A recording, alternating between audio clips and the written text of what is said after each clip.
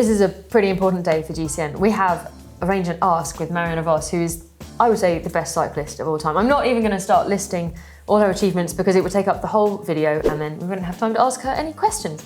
And we have loads of questions from you guys, so thank you very much for sending them in. I'm going to get stuck in. First of all, thank you very much for making time in the middle of the women's tour when you're racing and you need to be recovering. So, yeah, thank you, no problem. Yeah, we'll keep it brief. I'm sure you can talk fast, so... yeah, let's try. Let's roll. First of all, we've got a question from Jonas Karlström. He would like to know, what do you think are the key factors that made you so successful, in fact, the best cyclist in modern time? That's a difficult question to answer briefly. Yeah, one word answer, please. It's, well, of course, it's a little bit of talent, a little bit of I love cycling, so I think passion for the sport is really important. And I started when I was 5, 6. That's not so important in cycling, you can start later. But it's easier because of the bike handling and everything. I just love to ride my bike. Yeah. And yeah, as a kid you learn everything quicker. Yeah. And then yeah, probably dedication and the will to win. Yeah. And that's that combination that might be a key factor. Yeah. And then if good people around to keep you in the right direction when things go wrong or things go really well, and that's also to keep you grounded. But the support is really important. Yeah, I noticed that even when you're maybe not training, when you have a day off, you still go riding, or you love, like, riding is also your hobby, I think, as well as your profession. Yeah. Get that impression.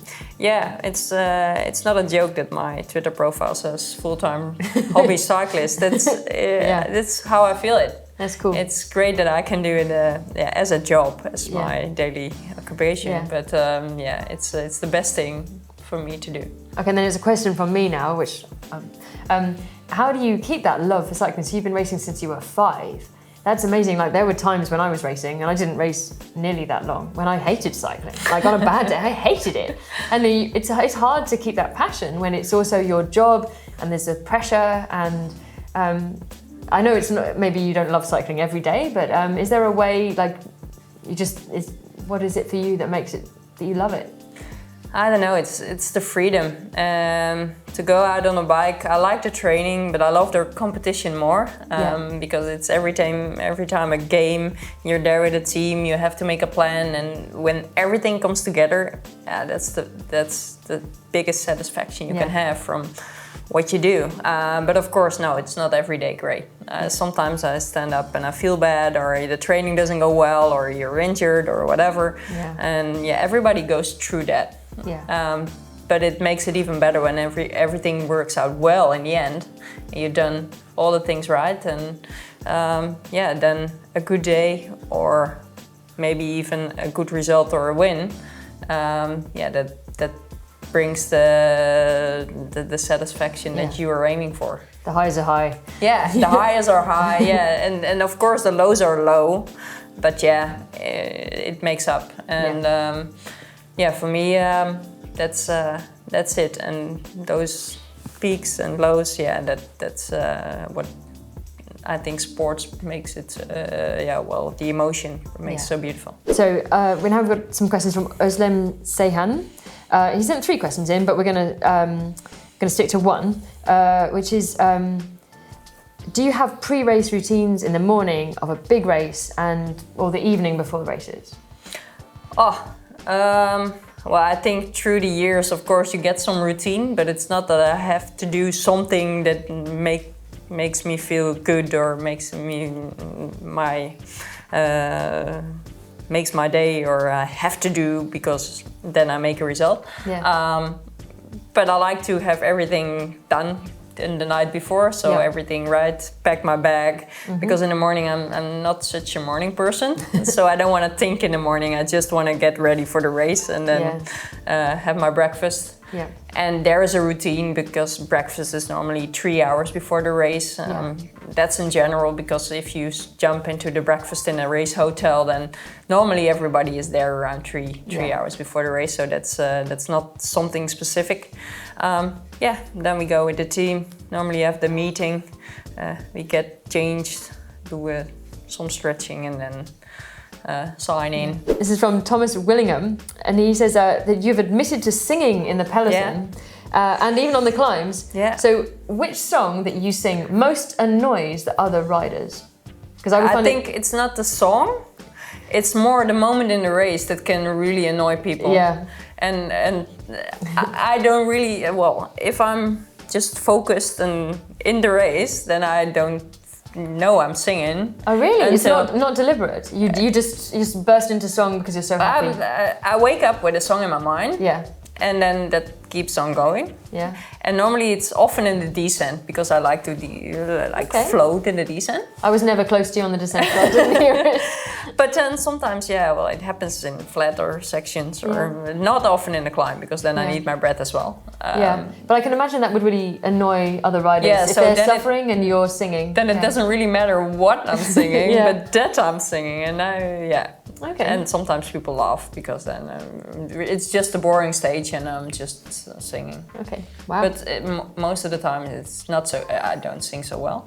And it's all the time the same sentence. Yes, because it's the one that you have stuck in your head, So it's not so good. No. It's not very. It can be quite annoying if it's an annoying song and it's stuck in your head. Yeah, but it's even annoying for me. Yes, Maybe you should ask them to play some music down the radio, and then you could hear something different. Yeah. Sometimes my teammates just sing something totally different back, so that I forget them one song. Do you, when you're warming up for time trials, do you have music that you listen to so that you have the right song in your head for the time trial? For me, it was very important to have a good song in my head for the time trial. No. In the past I always did my warming up on the tax trainer with music and with some, but in the end I like it better without, just to hear what's around, but also just to be in my own zone. A chap called Fat Bloke on a Bicycle who asks, that's a good name,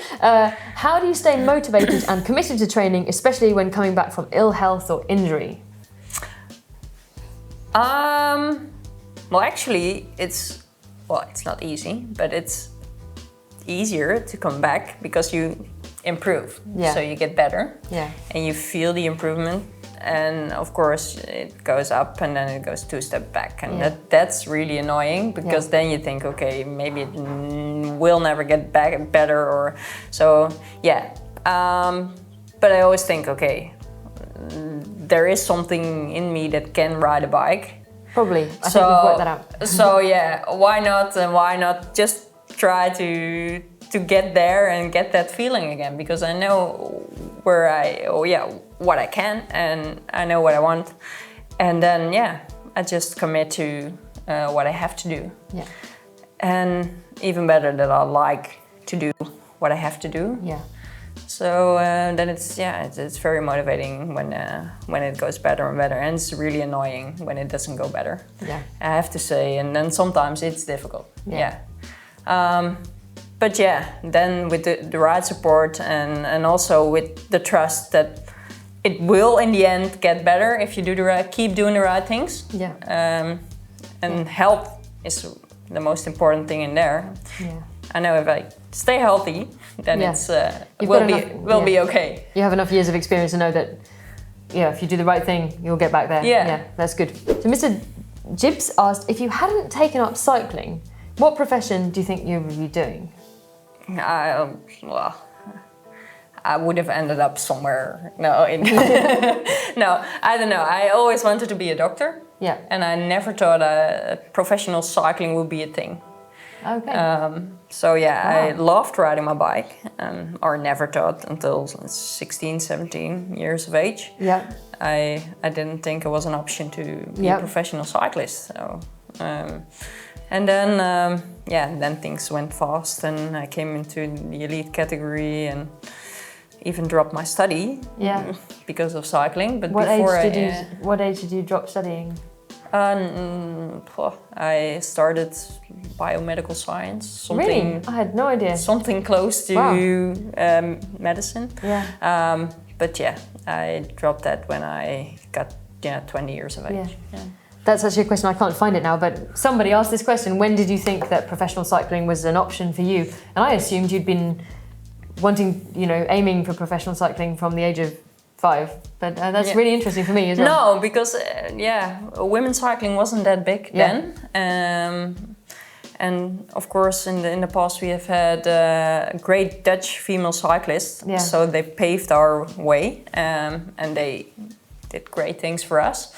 But that the sport would grow that much, and that I would be one of the lucky ones to be able to be professional. I never thought of that. And then I remember an interview after my first Junior Worlds in Verona, where I had no idea where I would end up, but we were with a strong Dutch team, and I was able to finish it off and take the rainbow jersey. And I remember an interview then. That was your first rainbow jersey? Yeah, it was the first one. Then I said, well, this might be a start of more. And of course I was very happy and very shy and emotional. But then I remember I thought, okay, maybe there is a future for me in cycling. This is from Troy Collett. What's the toughest training session you've ever done? And the good thing about cycling is that you don't remember the bad days.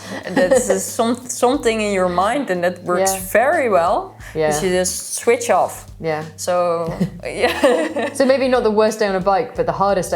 I found that the toughest training sessions I did when I was feeling good, and then I could do a really crazy ride. But but the toughest days are the days that you're not good. Yes, this is true. Because then you're struggling and everything feels bad, and you just don't push enough power, and it's just not going well. And you wish you didn't have a power meter that day.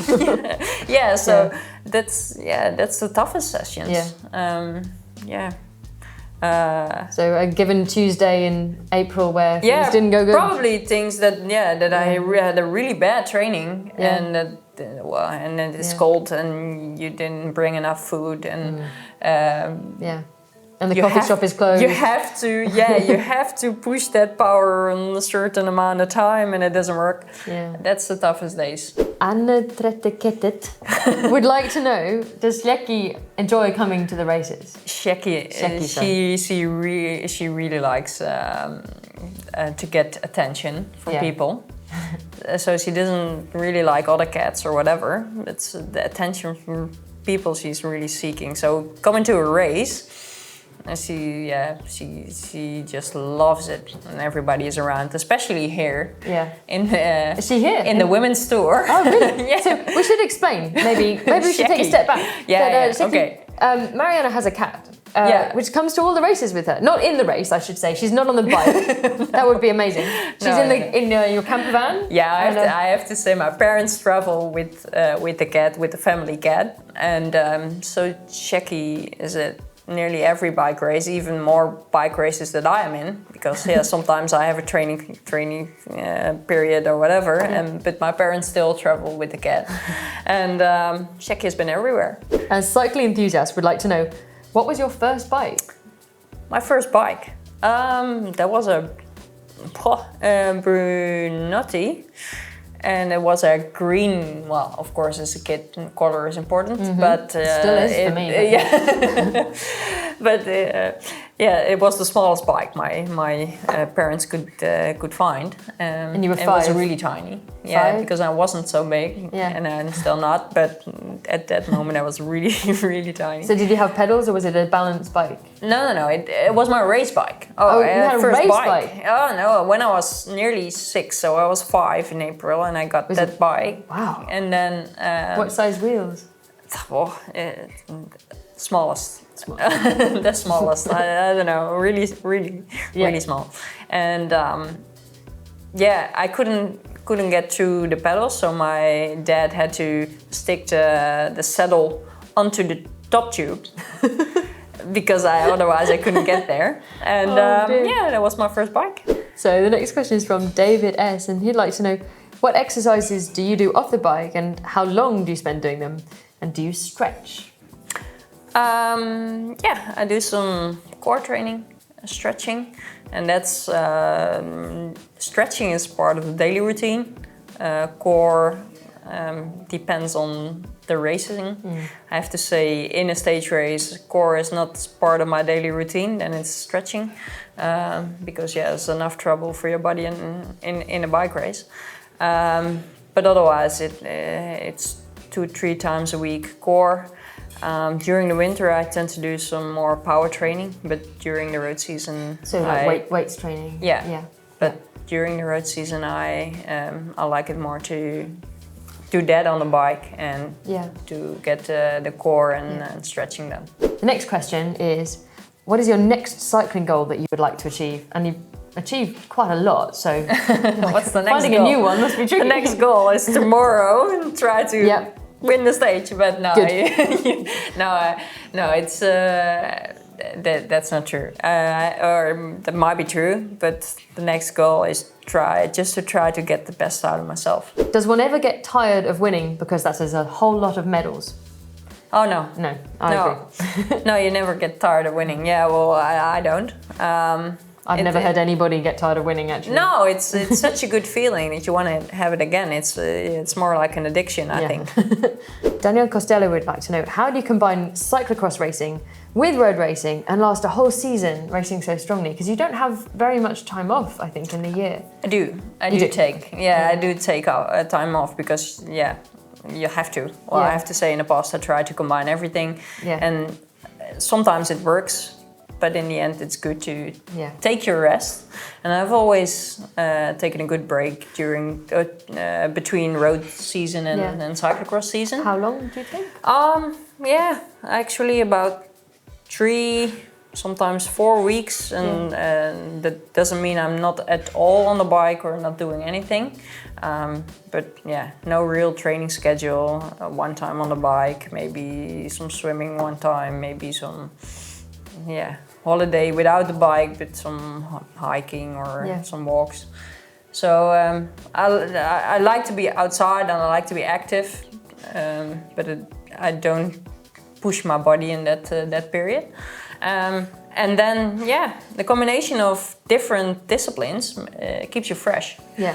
So when you do some different things, like cyclocross, I've done track in the past, and it's a different world. Of course, it's still on a bike, but you have different environment, you have different trainings, different mindset. Yeah, the mental stimulation is different. Yeah, it would be boring if you do the same thing all the time, so you need a break. James Lloyd would like to know, what interests do you have outside professional cycling, and where do you see yourself going after cycling when you don't want to race anymore? People always think I'm only cycling. I'm my cycling is my life, and of course it's a big.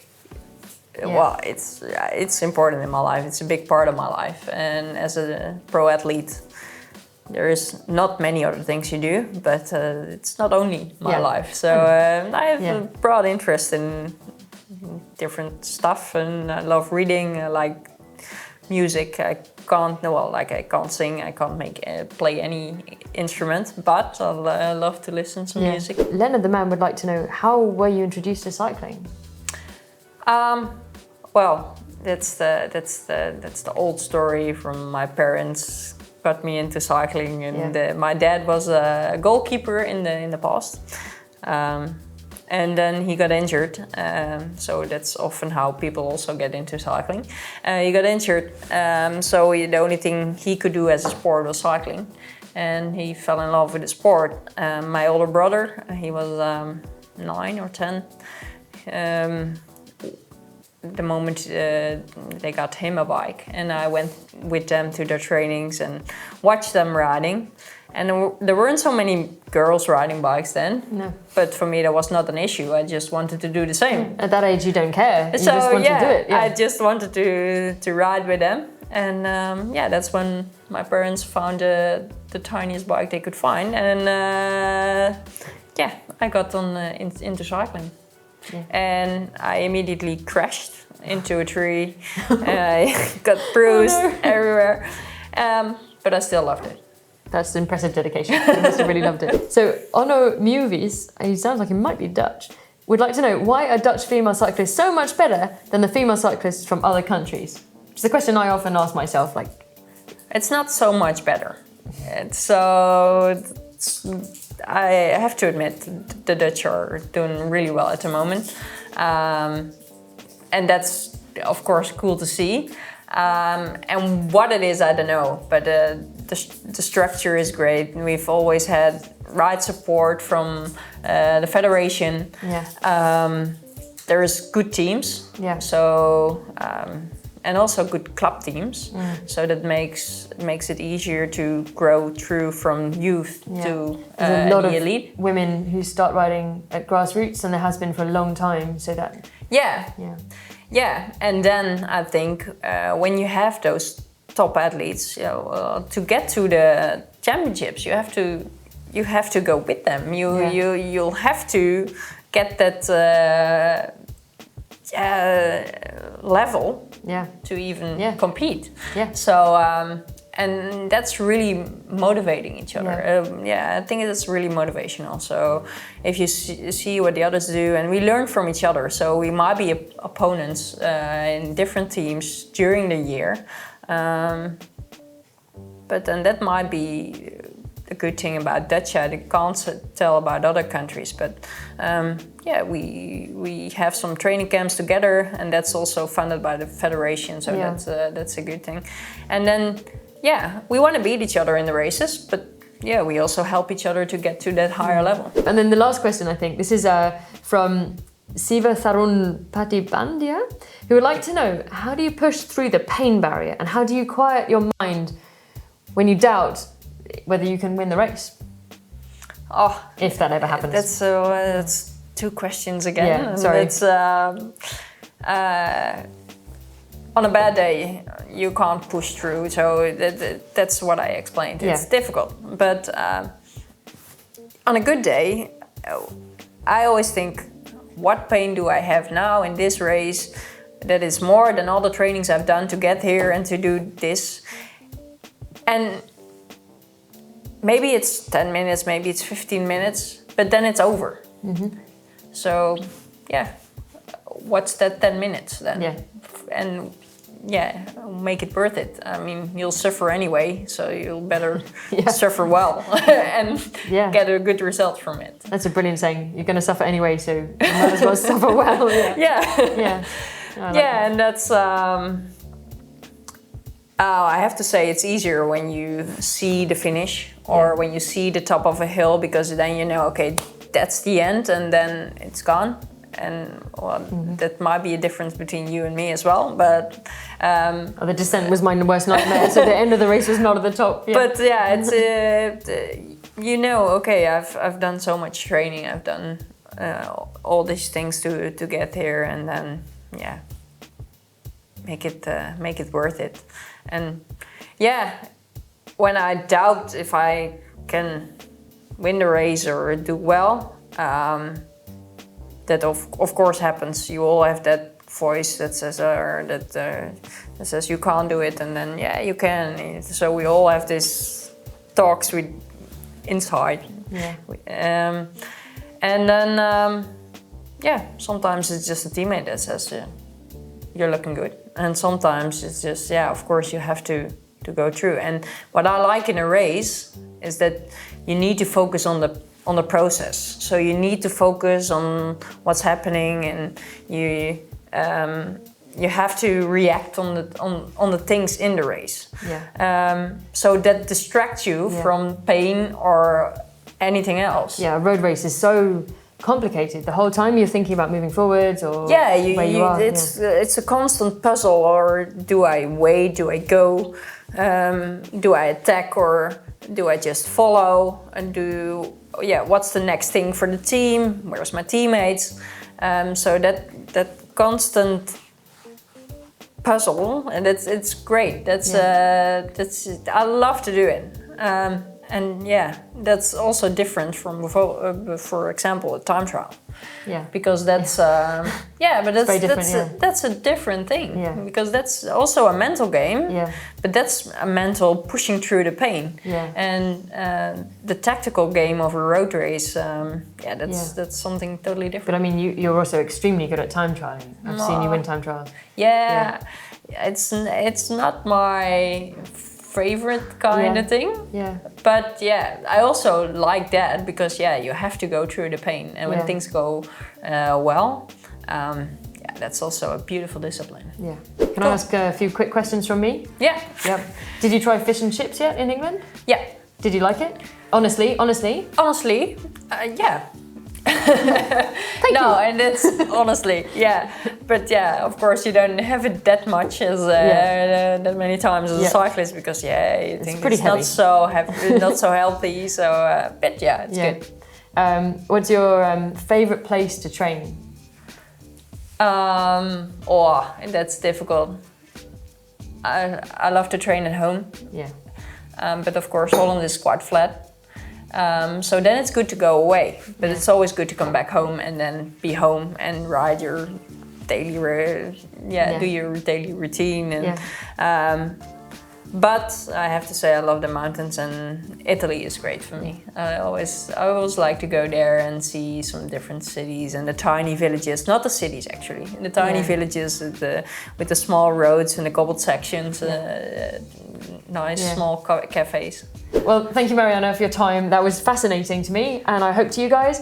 Give it a thumbs up, and follow Marianna, Twitter, Instagram, and at the Women's Tour, please. Thank you.